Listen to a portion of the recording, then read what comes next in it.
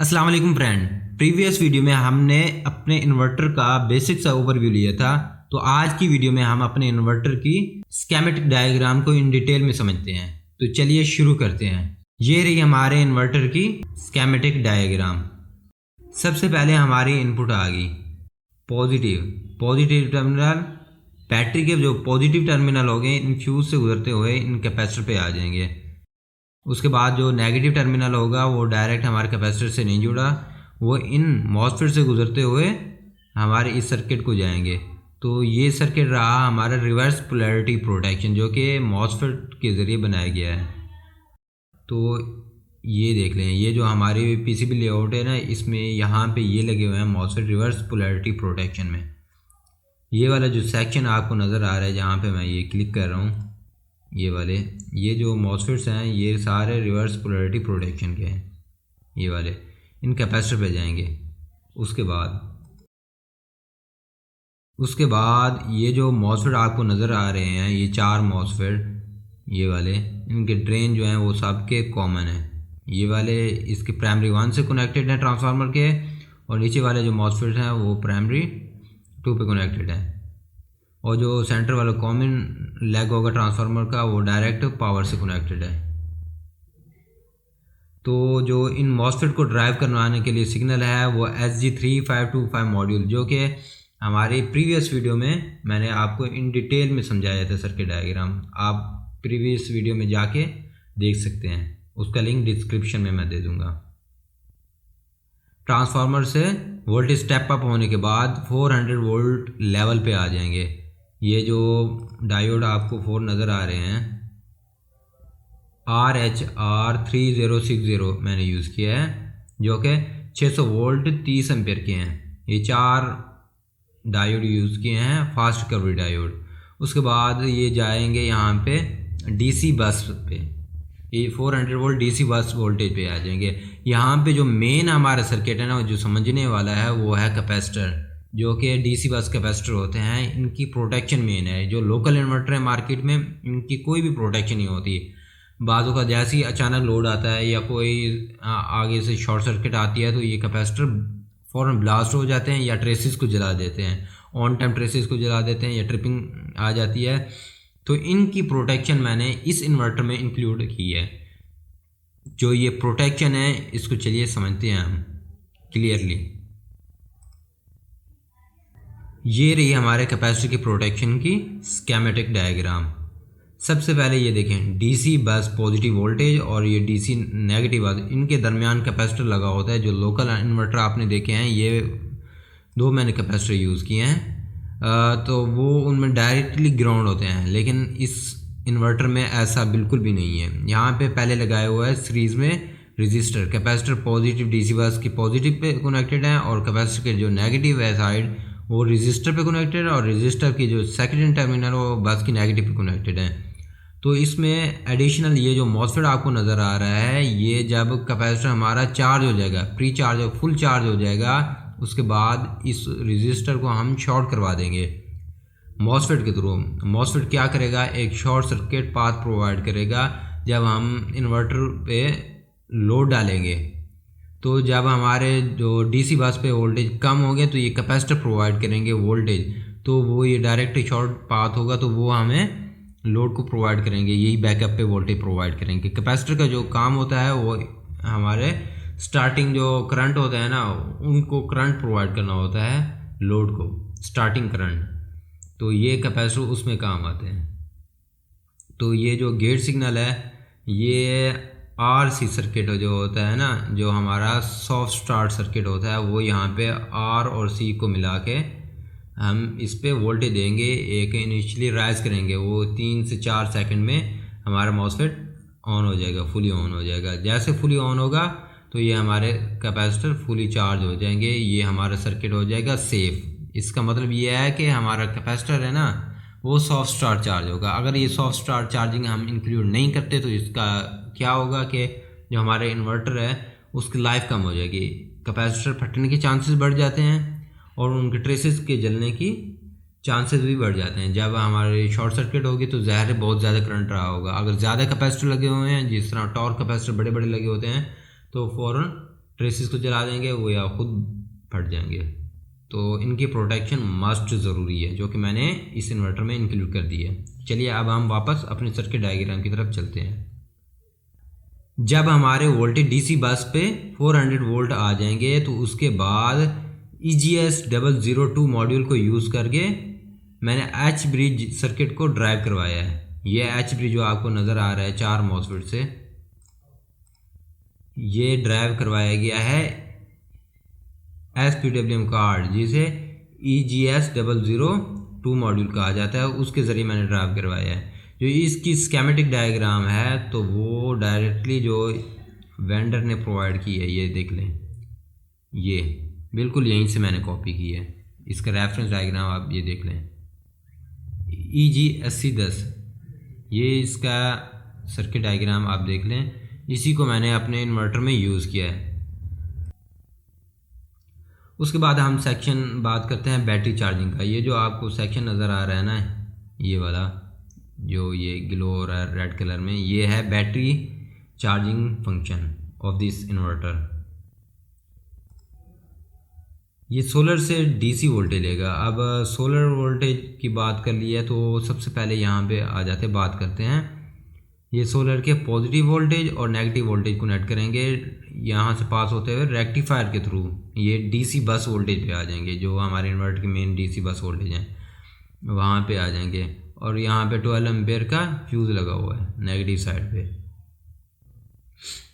DC bus voltage. अब यहाँ पे काम क्या हो रहा होगा देख लें, हमारे जो वोल्टेज होंगे ना इस ट्रांसफार्मर से स्टेप अप होके 400 वोल्टेज यहाँ पे आ जाएंगे, और डीसी वोल्टेज भी सोलर के 400 वोल्टेज हैं। जब डीसी वोल्टेज सोलर के 400 से कम होंगे तो क्या होगा, जो इधर 400 वोल्टेज होंगे ना ट्रांसफार्मर स्टेप अप होके आ रहे होंगे, वो 400 वोल्टेज ही मेंटेन रहेंगे डीसी बस वोल्टेज पे, क्योंकि ट्रांसफार्मर बैटरी से स्टेप अप कर रहा है और वो फोर्स करेगा कि ये 400 वोल्टेज तक रहे, क्योंकि इनके दरमियान में ये लगा हुआ है हाई फ्रिक्वेंसी डायोड। इसका काम ये है कि जो इसकी कैथोड साइड पे जितने वोल्टेज मैक्सिमम होंगे वो वहीं पे रहेंगे। जो अगर यहाँ पे फॉर एग्जांपल 400 वोल्ट से डिक्रीज़ हो गई इस पिन पे 300 वोल्ट आते हैं और डीसी बस वोल्ट पे बैटरी से स्टेप अप होके 400 वोल्टेज आ रहे हैं, तो 400 वोल्टेज ही रहेंगे।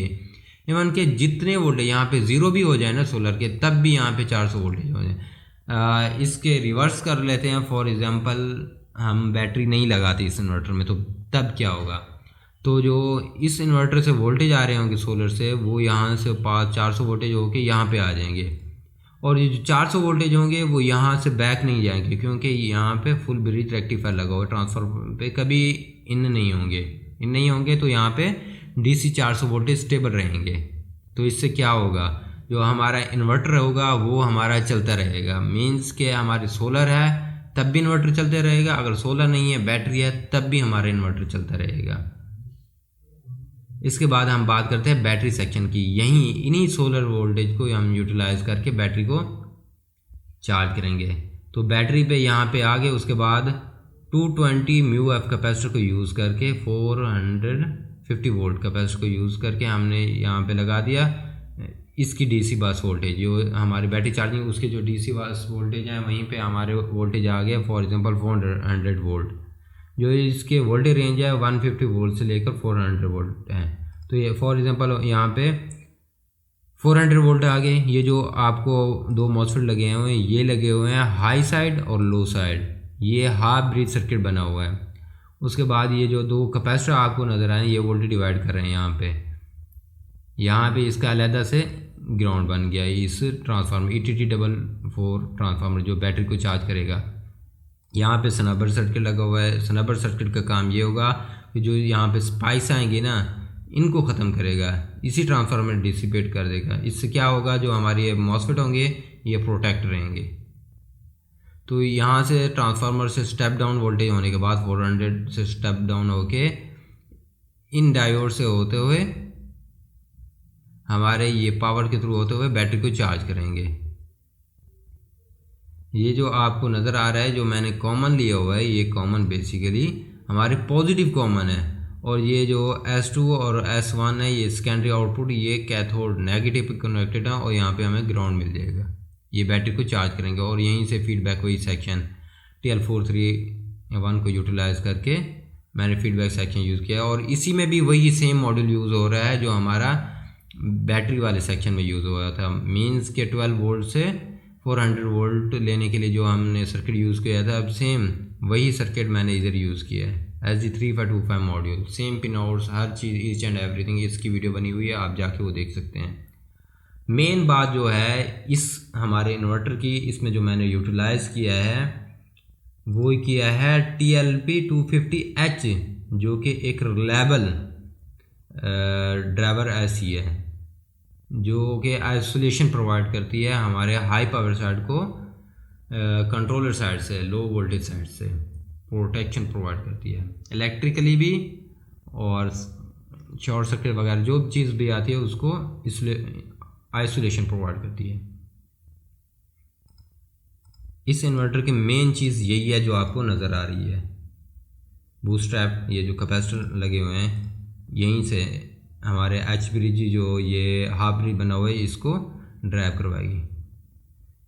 जो हमारी ये वाला सेक्शन नज़र आ रहा है ये है इस इन्वर्टर का एक्सटर्नल पावर सप्लाई, जो कि हमारी जितनी भी आईसीज़ हैं उनको अगर पावर रिक्वायर है तो वो कहाँ से आएगी, वो एक एक्सटर्नल कार्ड मैंने लगा दिया है।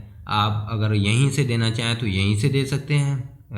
उसकी मैं आपको फिज़िकली लोकेशन दिखा देता हूँ। ये कॉर्नर में लगे हुए पावर सप्लाई, यहाँ से आप एक्सटर्नल 12 वोल्ट दे सकते हैं, 15 वोल्ट भी दे सकते हैं। यहाँ पे ये जो आपको ये ग्राउंड का टर्मिनल है और ये 15 वोल्ट का है और यहाँ पे इनपुट पे है, तो यहाँ पे आप एक्सटर्नल से पावर सप्लाई दे सकते हैं।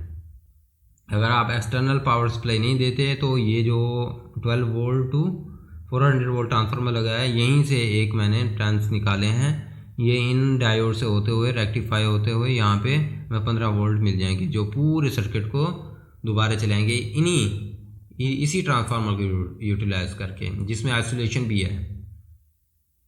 वापस स्कीमेटिक डायग्राम में चलते हैं, वो आपको दिखा देता हूँ कहाँ पे। ये वाला जो सेक्शन बना हुआ है ये आपको नज़र आ रहा है, यहाँ ये वाला, यहाँ से होते हुए इन डायोड से जाएगा, रेक्टिफाई होते हुए ये हमारे यहाँ पे आते हुए इस LM7815 से होते हुए ये हमारे पूरे इन्वर्टर में वोल्टेज जाएंगे 15 वोल्ट। अब हम अपने इन्वर्टर की जो short circuit over voltage protection है उसके बारे में बात करते हैं, उसके बाद हम इस वीडियो को एंड करते हैं। तो चलिए देखते हैं कि ये जो आई फीडबैक, ये वाली प्रोटेक्शन आपको नज़र आई, यहाँ से आई फीडबैक जाएगी और इसकी जो रजिस्टर लगे हुए हैं वो आपको दिखा देता हूँ। ये दो मेन लगे हुए हैं, 0.1 और 5 वाट, 0.1 और 5 वाट, दो रजिस्टर लगे हुए हैं शॉर्ट सर्किट प्रोटेक्शन प्रोवाइड करने के लिए पूरे होल इन्वर्टर में।